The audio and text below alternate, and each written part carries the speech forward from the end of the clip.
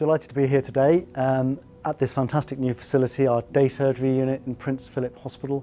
A matter of days before this fantastic new facility opens and having an opportunity to meet the staff here who have done a fantastic job to get this place open. And we're looking forward to seeing those first patients coming through our system very shortly. This will make a huge difference to the people of West Wales in Huned Llawdriniaeth, but also potentially wider than that, because we know we've got a huge challenge in the NHS of so many people waiting for our care. So I'm very excited to see this open.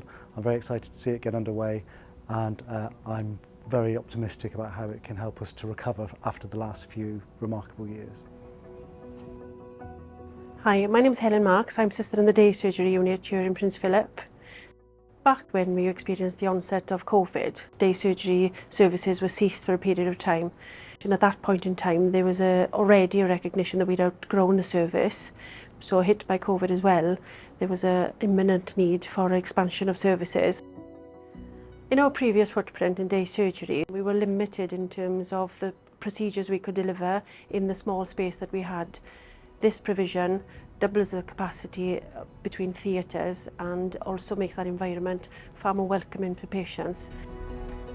For us as a team, it's been really frustrating not being able to deliver the care that we are trained to do in a timely manner and in the right environment.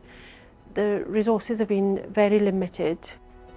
With this project now opening in a matter of days, we now have that facility readily available. So the level of excitement between us and our colleagues has been well, beyond in terms of gratitude that we've been able to deliver that, but recognition that now this long-awaited service is now readily available for our patients in the community.